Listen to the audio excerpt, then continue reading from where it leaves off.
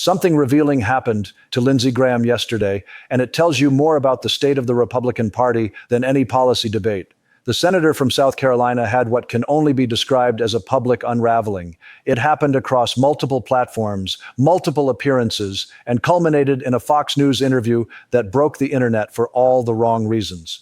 What we witnessed wasn't just a bad day. It was the visible collapse of a political figure who has spent years constructing a persona that no longer holds together. Stay with me, because what I'm about to show you reveals the psychological cost of the compromises that define modern Republican politics. Let me walk you through what happened, because the sequence matters. It started when Graham was confronted directly to his face about contradictions that Washington insiders have discussed for years, but rarely addressed publicly. Clears throat. I want sanctuary city policy to end.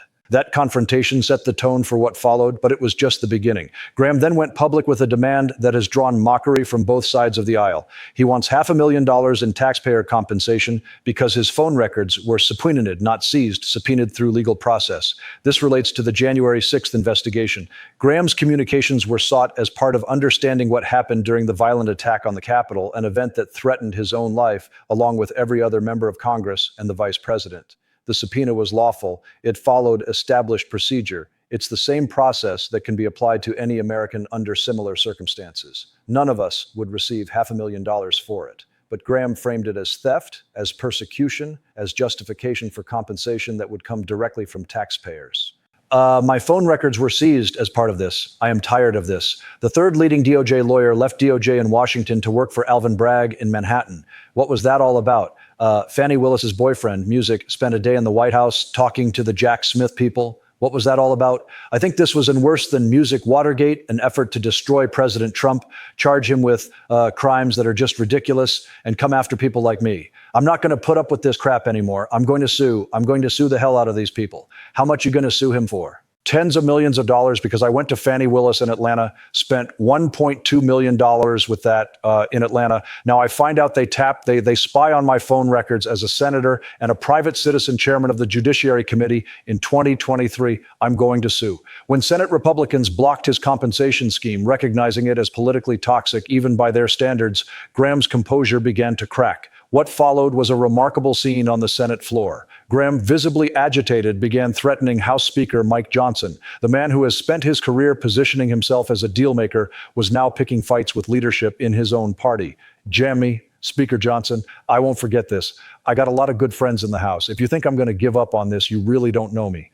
By the time Graham appeared on Fox News later that evening, something had clearly shifted. His speech was noticeably impaired. His arguments wandered. The composed media performer, who has logged more Sunday show appearances than almost any senator in history, was barely coherent. The internet response was immediate and brutal. Observers across the political spectrum noted the obvious. The senator appeared to be intoxicated during a live national television appearance. Senator John Kennedy, Graham's colleague, recently wrote in his book that inviting Graham to dinner means not knowing whether he'll engage in intelligent conversation or get drunk and vomit in the fish tank. Kennedy framed this as endearing. Last night, it looked like something else entirely. Now, let me show you why this matters beyond the entertainment value, because there's a serious dimension to what we witnessed. Lindsey Graham has constructed a political identity built on contradictions that would break most people. He built his early reputation as John McCain's closest ally, championing McCain's brand of principled conservatism. Then he attached himself completely to Donald Trump, the man who publicly mocked McCain's military service and prisoner of war status, who attacked McCain repeatedly even after his death. Graham didn't just tolerate this, he became Trump's most visible defender. He transformed from Trump critic to Trump champion with a speed that gave political observers whiplash. The psychological cost of that transformation has become increasingly visible. When Graham appears at Trump rallies, the crowds boo him. The base he abandoned his principles to court doesn't trust him. The moderate Republicans he once represented feel betrayed. He exists in a political no man's land where no constituency genuinely claims him. This creates a specific kind of pressure, the constant performance of beliefs you don't hold, the daily contradiction between who you were and who you've become, the knowledge that your political survival depends on people who openly despise you. Some people manage this through compartmentalization. Others find different coping mechanisms. What we witnessed yesterday suggests Graham's coping mechanisms are failing. Now, let me address the policy dimension, because Graham's personal struggles intersect with decisions that affect millions of Americans.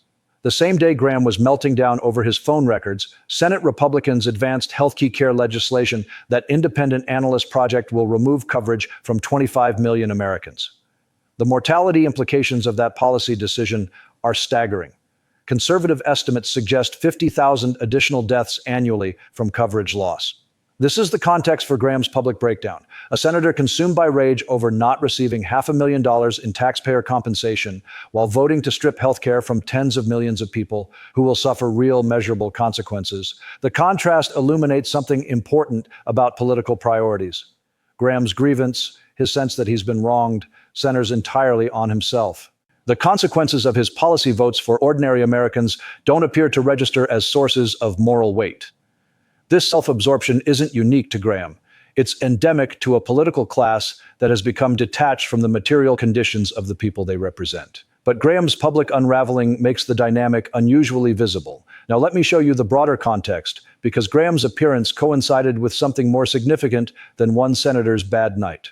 Coming from an administration that has no qualms about breaking the law when it comes to just about anything, including releasing the Epstein files. Today, 42 days after they were legally required to release all the files, they decided to get around to it. Deputy Attorney Todd Blanche, Attorney General Todd Blanche, Trump defense attorney who still views the president as his client, according to officials he's worked with, announced the dump of 3 million new Epstein documents. Now, Todd Blanche is the same guy, remember last year, who kicked off the whole controversy when he wrote the memo saying, "We've looked at every single file, and we've concluded there's nothing further to see here. There's no client list. No one else is implicated. We're shutting it all down."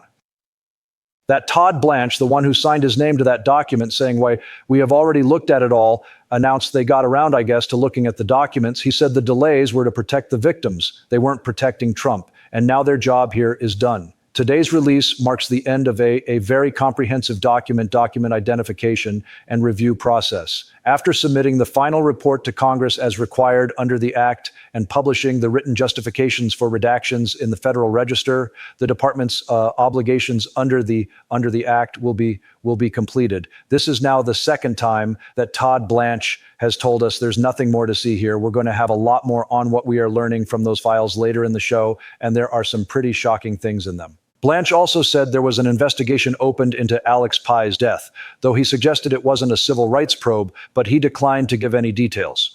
He also defended the raid of that election office in Georgia and Tulsi Gabbard's role in it, and he ignored a question about the numerous federal prosecutors in Minneapolis who've resigned in protest, particularly ones who appear to have resigned because Blanche's office told them to open a criminal investigation not into the person that shot Renee Good, but into the dead woman Renee Good after a federal agent shot and killed her.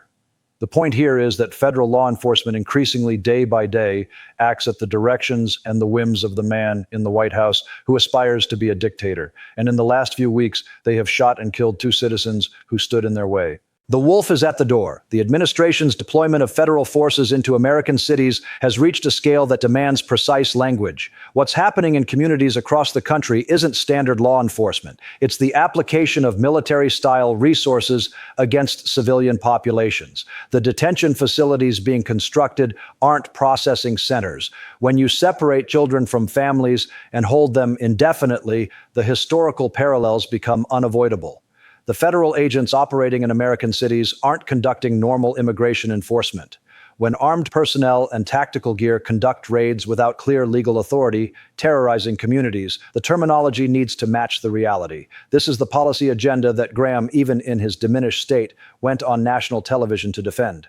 Through slurred speech and wandering arguments, he advocated for the expansion of state power against American communities. That's what makes last night more than entertainment. A senator whose personal life is visibly collapsing used his platform to promote policies that are collapsing the distinction between law enforcement and military occupation. Now, let me tell you what this reveals about the current moment. Because Graham is a symptom of something larger. The Republican Party has spent nearly a decade demanding that its members subordinate everything, principles, relationships, personal dignity, to loyalty to one man.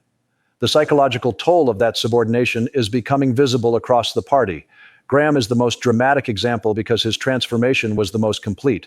He went from calling Trump a race-baiting, xenophobic bigot to becoming his most reliable television defender.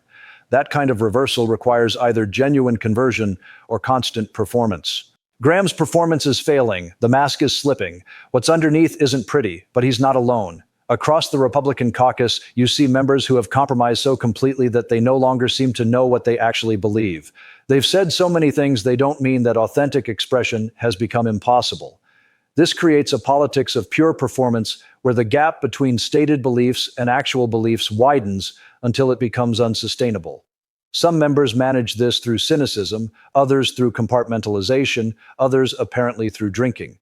The question is, what happens when enough members reach their breaking point simultaneously? When the performance becomes too exhausting to maintain, when the contradictions become too obvious to ignore, we may be approaching that moment. Graham's public collapse is one data point. The 5 Republican senators who voted against Trump's war powers is another. The criticism from Tillis and Mowsky of administration officials is another. Something is shifting. The structure that demanded total loyalty is showing cracks. What emerges from those cracks remains unclear. Here's what to watch in the coming weeks. Watch Graham's media appearances. Does he disappear from the Sunday shows to recover, or does he push forward as if nothing happened? His response will reveal whether this was a momentary crack or something more fundamental. Watch Republican colleagues. Do they distance themselves from Graham, or do they close ranks? The response will indicate how the party manages public embarrassment from its members.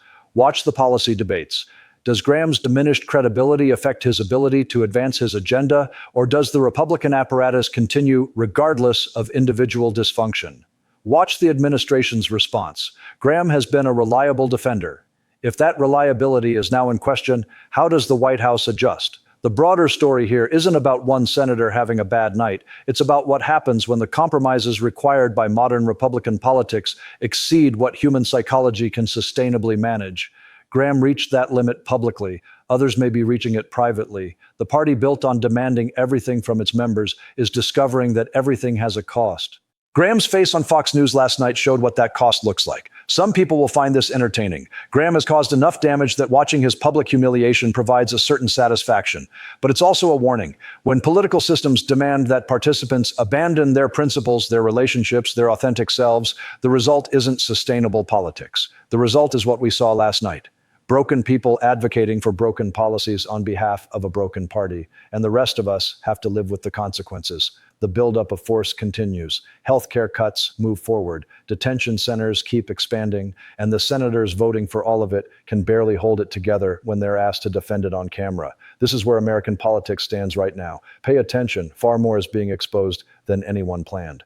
If you want to stay informed about what's really going on, subscribe to the channel and turn on notifications. We break down the stories the mainstream media avoids. Hit the like button if this video gave you a clearer picture. Leave a comment with your thoughts on Graham's meltdown and share this with someone who needs to see the reality behind the headlines. The more people who understand what's happening, the harder it becomes to conceal it. Keep pushing. Stay informed.